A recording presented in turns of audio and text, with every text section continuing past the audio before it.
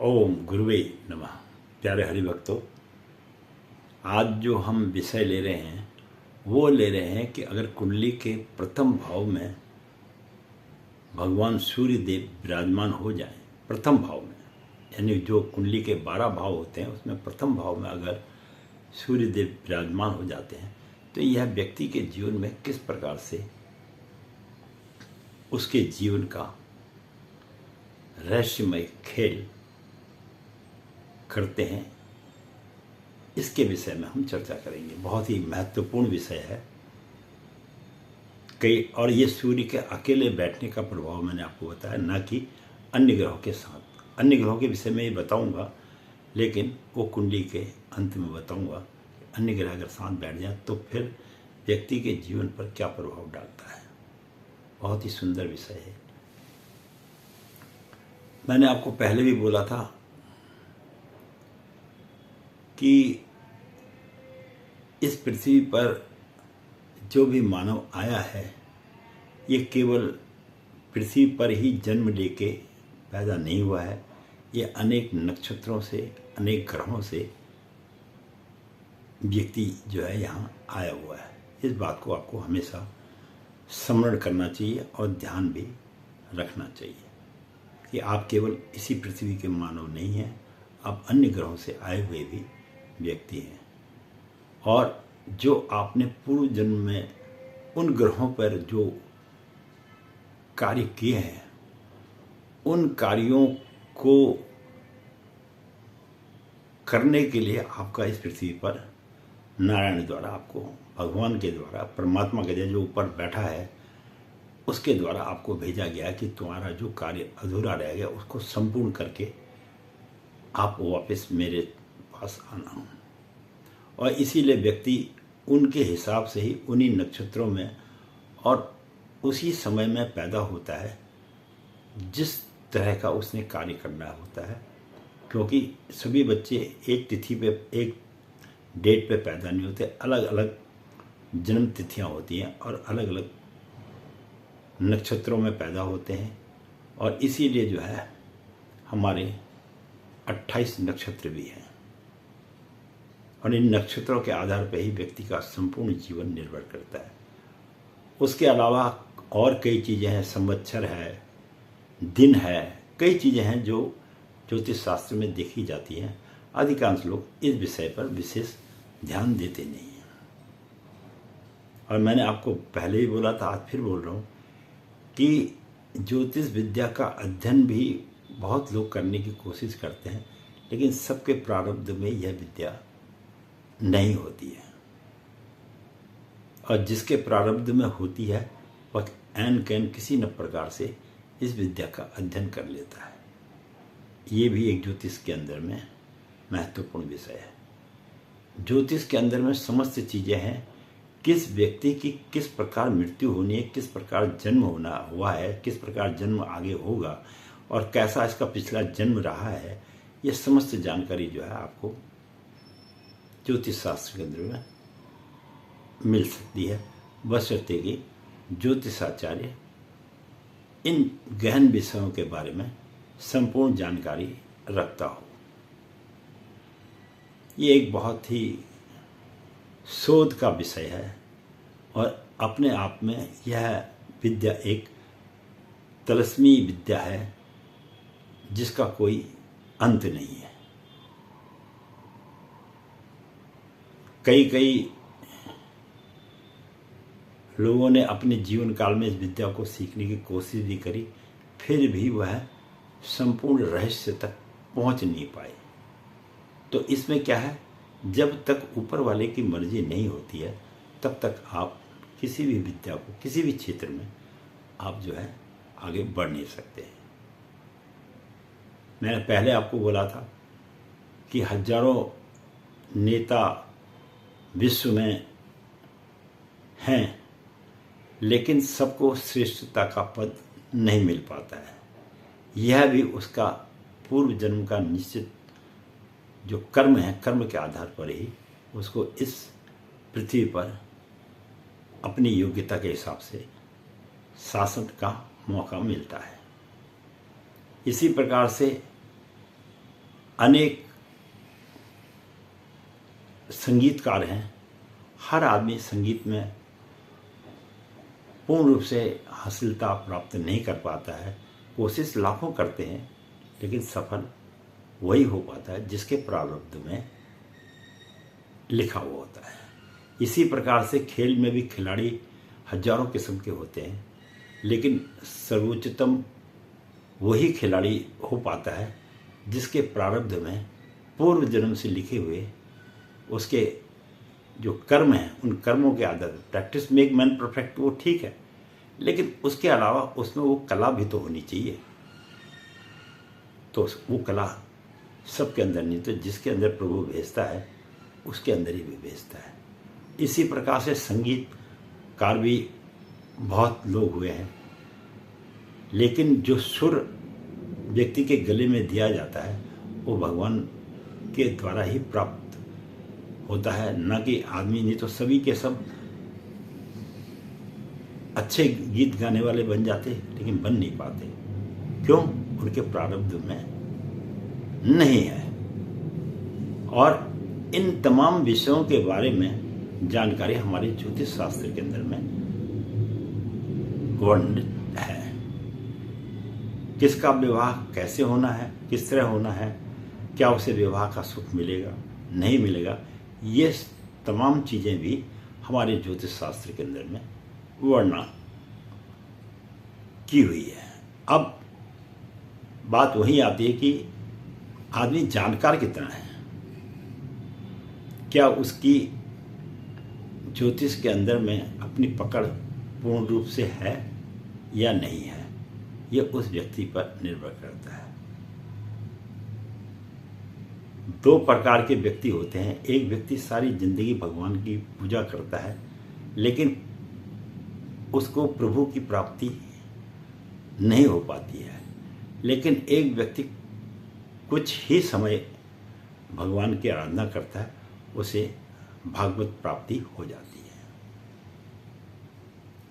तो इस प्रकार के इस पृथ्वी पर अनेक प्रकार के मनुष्य पाए जाते हैं, और सब अपने अपने नक्षत्रों से, ग्रहों से, उपग्रहों से और कई जगह से, ब्रह्मांड के तारों से, जहाँ जहाँ उनका निवास है वहाँ से वो आते हैं। और यह भी एक लोगों के मन में जो धारणा है कि अन्य ब्रह्मांड में, अन्य जगहों पर मानव जैसी जाति नहीं है, यह उसका सोचना बिल्कुल गलत है। सब कुछ है। मैंने आपको पहले बोला कि आप लोगों का ज्ञान समुद्र में से केवल एक क्षणिक मात्र कंकर के समान आप लोगों ने प्राप्त किया है। अभी तो समस्त समुद्र को, ज्ञान को लेना आप लोगों के लिए बाकी है। तो इस विषय पर भी थोड़ा सा मैंने आपको प्रकाश डाला कि वास्तव रूप से ब्रह्मांड में कितनी शक्तियाँ घूम रही हैं, इसके विषय में आप लोगों को ज्ञान अभी प्राप्त है नहीं। और उसकी प्राप्ति के लिए बहुत बड़े त्याग की, तप की जरूरत होती है। और जब तक व्यक्ति का लोभ खत्म नहीं होता है, तब तक इन सिद्धियों को वह प्राप्त कर नहीं पाता है। हमारे जो पहले ऋषि मुनि थे, उन्होंने अपने जीवन काल में जीवन का संपूर्ण आनंद लेने के बाद तप की भी बहुत बड़ी साधना की, जिसके फलस्वरूप उनकी बताई हुई बातें आज भी हम जो पृथ्वी पर लोग रह रहे हैं उनका अनुसरण करते हैं।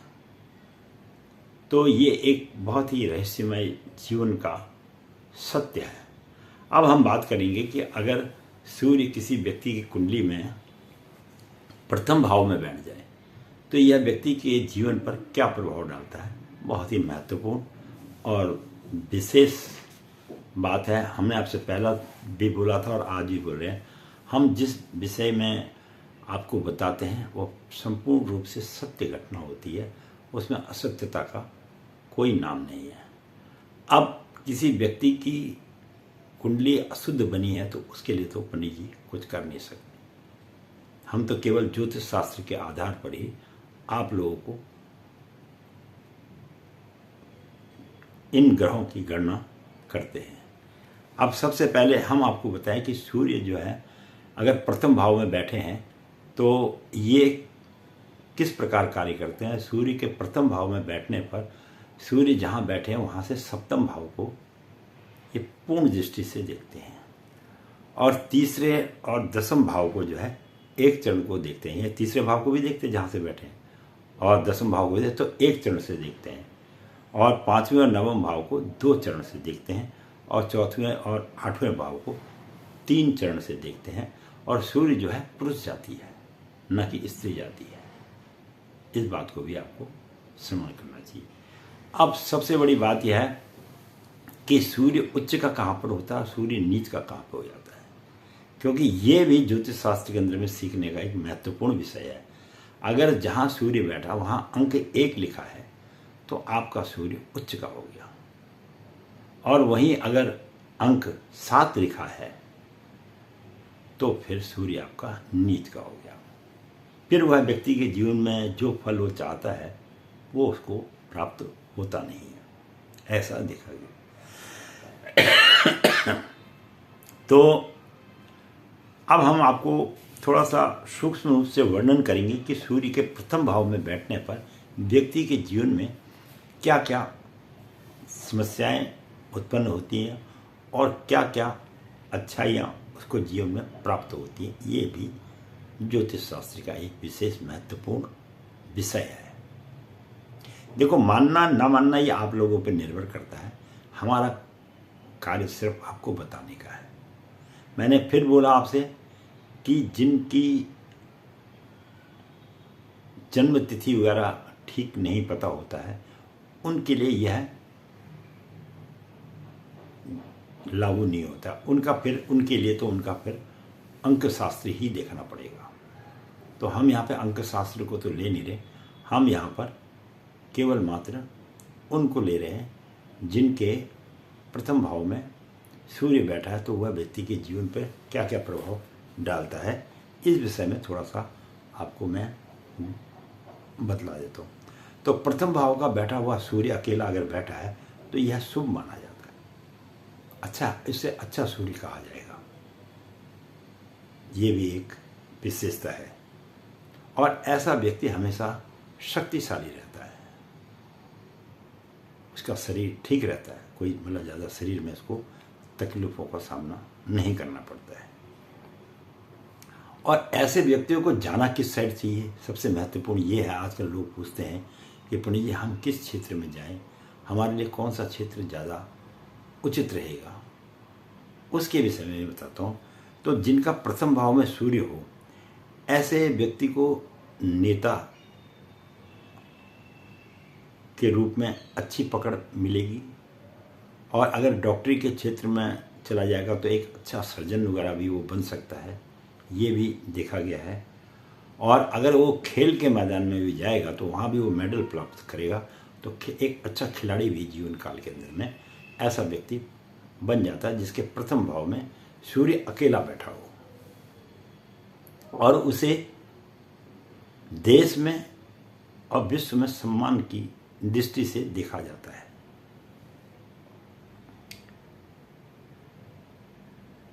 अच्छा, जिसके प्रथम भाव में सूर्य होगा, ऐसे व्यक्तियों के जो सर के बाल हैं, फिर सुन लीजिएगा, ऐसे व्यक्तियों के अगर जो सर के बाल हैं वो क्या है, कम होते हैं। उनके सर में बाल जो है, जिसको आप बोलते हैं थोड़ा गंजापन सा, एकदम गंजा तो नहीं कहते लेकिन कुछ बाल रहेंगे कुछ नहीं रहेंगे, लेकिन उसके सर के अंदर में बाल कम रहेंगे जिसके प्रथम भाव में सूर्य बैठा हो। यह भी देखिए। और यहाँ से बैठ के अगर वो 7वीं दृष्टि से पत्नी के भाव को देखता है, क्योंकि यहाँ से सप्तम भाव पत्नी का भाव है, तो पत्नी के भाव को अगर वो देखता है तो ऐसे व्यक्तियों की शादी के अंदर में, विवाह में थोड़ी सी रुकावटें आती हैं।